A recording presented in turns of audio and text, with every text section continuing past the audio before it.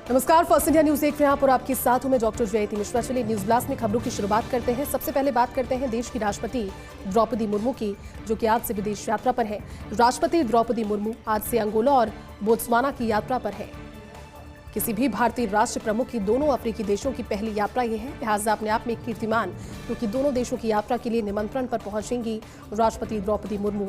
राष्ट्रपति द्रौपदी मुर्मू को अंगोला के राष्ट्रपति जोआओ लोरेंको ने निमंत्रण दिया है।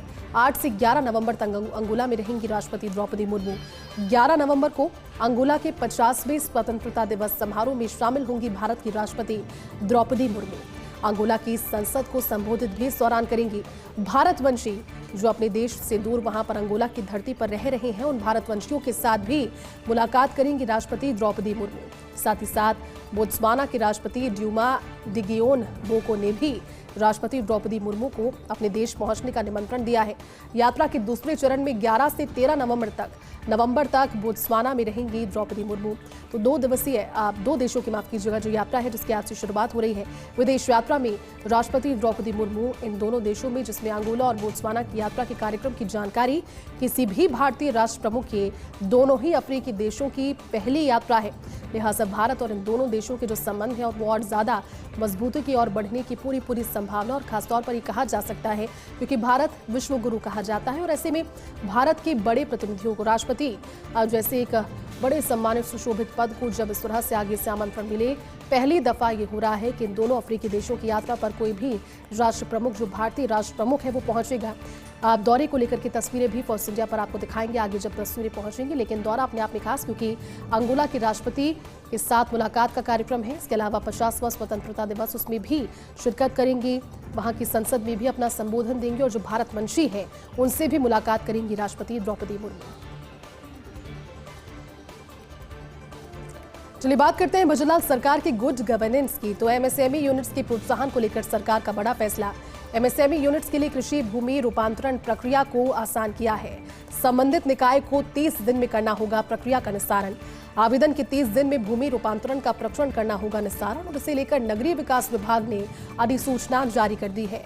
अधिसूचना जारी कर कृषि भूमि रूपांतरण के नियमों में बदलाव किया है। अधिसूचना के मुताबिक अगर 30 दिन में संबंधित निकाय नहीं करते निस्तारण, तो प्रकरण में कृषि भूमि रूपांतरण की डीम्ड स्वीकृति मानी जाएगी। तो गुड गवर्नेंस की दिशा में एक और कदम राजस्थान की भजनलाल सरकार का। एमएसएमई यूनिट्स को लेकर उनके प्रोत्साहन से जुड़ा सरकार का ये बड़ा फैसला। एमएसएमई यूनिट्स के लिए कृषि भूमि रूपांतरण की प्रक्रिया को ज्यादा आसान किया है, ज्यादा सरल किया है। संबंधित निकाय अब से 30 दिन में प्रक्रिया का निस्तारण उन्हें करने की बाध्यता है, और ऐसे में आवेदन के 30 दिन के भीतर भूमि रूपांतरण का प्रकरण निस्तारित करना होगा। इसे लेकर नगरीय विकास विभाग ने अधिसूचना जारी कर दी है। अधिसूचना जारी कर कृषि भूमि रूपांतरण के नियमों में बदलाव किया है।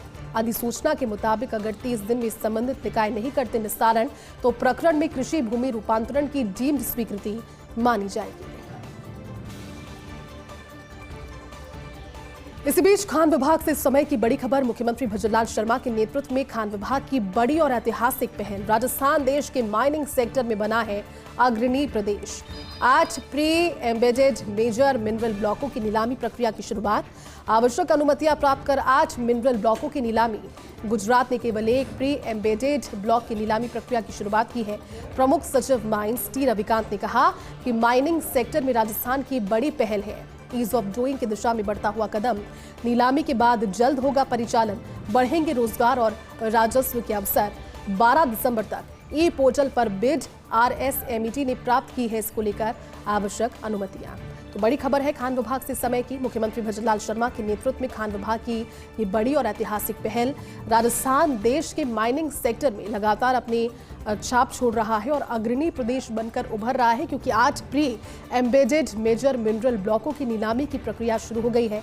आवश्यक अनुमतियां पहले प्राप्त की गई और इन्हें प्राप्त कर 8 मिनरल ब्लॉकों की नीलामी शुरू हो गई है। जहां गुजरात ने केवल एक प्री एम्बेडेड ब्लॉक की नीलामी प्रक्रिया शुरू की, तो वहीं राजस्थान ने बाजी जीतते हुए कुल 8 मिनरल ब्लॉक है उनकी नीलामी प्रक्रिया की शुरुआत कर दी है। मरीजों की जिंदगी बचाने के नाम पर हेराफेरी। आईसीयू इमरजेंसी में लगाए गए मल्टी पैरा मॉनिटर में ही हेरफेर हो गई। आरएमएससीएल के विभागीय अधिकारियों को मई 2024 में इसकी जानकारी लग चुकी थी, लेकिन 1 साल गुजरने के बावजूद जांच के दबाव के चलते मल्टीपैरा मॉनिटर के बोर्ड की जगह प्रॉब को ही जांच में क्लीन चिट दे दी। यदि अधिकारियों कर्मचारियों ने सही तरीके से इसकी जांच पहले कर ली होती तो लगभग 11 महीने पहले विभाग इस गड़बड़ी को पकड़ चुका होता, लेकिन शायद उस विल पावर की सोच की कमी रही और कंपनी पर कार्रवाई की जा चुकी है। हालांकि जो मामला है अब सामने आने के बाद सरकार ने इसे लेकर आदेश दिए, कमेटी बनाकर पूरे प्रदेश के मल्टीपैरा मॉनिटर की जांच करवाने की सरकार की ओर से आदेश दिए हैं। कमेटी के गठन के साथ शुरुआत के दौर में जयपुर, अजमेर, दौसा और अलवर के मल्टीपैरा मॉनिटर की जांच होगी, फिर हर जिले के आईसीयू और इमरजेंसी में लगाए गए मल्टीपैरा मॉनिटर की जांच होगी। तो मरीजों की जिंदगी बचाने के नाम पे जो हेराफेरी हो गई, उसमें 11 महीने पहले अगर इसे ठीक से जांचा जाता तो कार्रवाई अब तक समय रहते हो चुकी होती, लेकिन आईसीयू, इमरजेंसी में मल्टीपैरा मॉनिटर में हेरफेर इस कदर हुई। आरएमएससीएल के विभागीय अधिकारियों को 2024 मई में इस चीज की जानकारी लग गई थी, लेकिन जांच के दबाव के चलते मल्टीपैरा मॉनिटर की जगह प्रॉब को क्लीन चिट दस्तावेजों में दे दी। अधिकारी कर्मचारियों ने सही तरीके से समय रहते जांच की होती तो 11 महीने पहले विभाग इस गड़बड़ी को पकड़ सकता था और कंपनी पर जो कंपनी है उस पर कार्रवाई अब तक हो चुकी होती, लेकिन मामला उस समय ठंडे बस्ते में चला गया। अब मामला जब फिर से उजागर हुआ है तो सरकार ने आदेश दिया है, कमेटी बनाई जाएगी, पूरे प्रदेश के मल्टीपैरा मॉनिटर की जांच करवाने के आदेश क्योंकि सरकार की ओर से दिए हैं और शुरुआती दौर में जयपुर, अजमेर, दौसा और अलवर के मल्टीपैरा मॉनिटर की जांच होगी, फिर हर जिले के आईसीयू और इमरजेंसी में लगाए मल्टीपैरा मॉनिटर की जांच होगी। काजरी जोधपुर ने विकसित किया एग्री इको टूरिज्म पार्क। देश और दुनिया का पहला अनूठा पार्क बना है टूरिज्म पार्क। विज्ञान, पर्यावरण और परंपरा का अद्भुत संगम इस पार्क में देखने को मिलता है। करीब 8 हेक्टेयर में फैले इस पार्क में ऐसे खास पौधे, पनीर बनाने वाले पनीर बंद, नमक तैयार करने वाला खारा लूना और सोमरस बनने वाला सोमलता, ये सब अपनी अनोखी छटा इस पार्क में बिखेर रहे हैं। नाग चंपा के पत्ते जो कि दिखाई देते हैं सांप के फन की तरह, अमेरिका और मेक्सिको से, रेगिस्तानों से माफ कीजिएगा, ये पौधे वहां पर पहुंचे। ये पौधे इन रेगिस्तानों से पहुंचकर आज इस पार्क में नजर भी आ रहे हैं। तो राजस्थान की मिट्टी में खिलखिलाते हुए ये पौधे दिखाई दे रहे हैं और अपने आप में कीर्तिमान, क्योंकि काजरी जोधपुर ने इस तरह का agri eco tourism park develop कर लिया है, जो कि देश और दुनिया का पहला अनूठा पार्क इको टूरिज्म पार्क। विज्ञान, पर्यावरण और परंपरा का अद्भुत कॉम्बिनेशन इस पार्क में नजर आता है। 8 हेक्टेयर में इस पार्क को बनाया गया है। इस पार्क के भीतर पनीर बनाने वाले पौधे से लेकर नमक तैयार करने वाला खारा लूना, सोमरस बनाने वाला सोमलता, ये सब नहीं बल्कि अपनी अनोखी छटा बिखेर रहे नाग चंपा समेत कई किस्म के पौधे, फूलों के, फलों के वहां पर लगाए गए हैं, जो अपने आप में एक नए कॉम्बिनेशन की तस्वीरों को दिखाते हैं।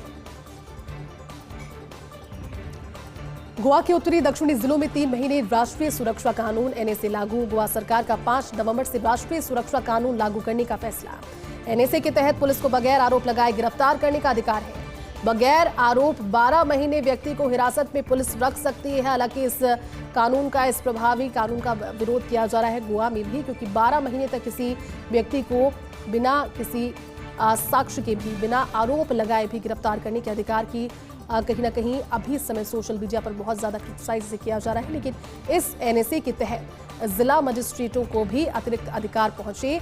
पिछले दिनों उत्तरी गोवा में कुछ घटनाओं के बाद सरकार ने फैसला लिया है और ऐसे में 2 स्टोरों के एलईडी डिस्प्ले पर दिखाए गए पाकिस्तान जिंदाबाद के नारे। कुछ लोगों ने किया था सामाजिक कार्यकर्ता रमा कांकोण पर हमला। इन घटनाओं के बाद गोवा के उत्तरी और दक्षिणी जिलों में एनएसए लागू। हालांकि मिलीजुली सी प्रतिक्रिया, लेकिन ज्यादा प्रतिक्रिया इस समय गोवा के उत्तरी दक्षिण जिलों में 3 महीने के लिए राष्ट्रीय सुरक्षा कानून की जो प्रतिक्रिया के तहत इसे खराब और गलत बताया जा रहा है। गोवा सरकार 5 नवंबर से इसे लागू कर रही है और ऐसे में राष्ट्रीय सुरक्षा कानून पर लागू होने के साथ एनएसए के तहत पुलिस के पास में अधिकार क्षेत्र बढ़ेगा। पुलिस को बगैर किसी आरोप के गिरफ्तार करने के अधिकार से लेकर 12 महीने उस व्यक्ति को जेल की सलाखों के पीछे भी रखा जा सकता है, हिरासत में रखा जा सकता है। विगत दिनों की घटनाओं की वजह से सरकार का ये टेक है कि फैसला लिया गया, क्योंकि कुछ डिस्प्लेस पर पाकिस्तान जिंदाबाद की तस्वीरें भी नजर आई थी। ऐसे में गोवा के उत्तरी और दक्षिण जिलों में 5 नवंबर से एनएसए लागू किया गया। बात करते हैं प्रदेश में सर्दी की, तो सर्दी की शुरुआत के साथ ही ठिठुरन बढ़ने लगी है। पश्चिमी विक्षोभ का असर खत्म होने के बाद उत्तरी हवाओं का असर अब बढ़ गया है। उत्तरी हवाओं ने गिराया है पारा। प्रदेश भर में 15 डिग्री से नीचे पहुंचा है पारा। अजमेर, सीकर, चूरू, नागौर, दौसा, लूणकरणसर सबसे ज्यादा ठंडे रहे। नागौर में न्यूनतम तापमान पहुंचा है 6.7 डिग्री सेल्सियस पर। पारे में सबसे ज्यादा 6.3 डिग्री सेल्सियस की गिरावट हुई है दौसा में। दौसा की अगर बात करें तो बीती रात 14 डिग्री से गिरकर सीधे तापमान अब 7.7 डिग्री पर पहुंचा है। इसके अलावा सीकर में 7.2 डिग्री, अजमेर में 8.2 डिग्री, चूरू में 8.7 डिग्री, लूणकरणसर में न्यूनतम तापमान 8.5 डिग्री सेल्सियस पर पहुंचा। तापमापी का पारा सर्दी की दस्तक के साथ गर्म कपड़ों की बिक्री में आने लगी है तेजी। बाजारों में गजक, रेवड़ी, गर्म मूंगफली, तिलहन आइटम की भी बिक्री बढ़ी है। कुल मिलाकर के सर्दी की शुरुआत अब फुल फ्लेज तरीके से हो चुकी है। प्रदेश में अलग अलग जिलों के तापमान में लगातार गिरावट जारी है, जिसका सीधा असर मौसम परिवर्तन और सर्दी के बढ़ते प्रकोप के साथ मौसम विभाग के अंदेशे के अनुसार आगे भी देखने को मिलेगा।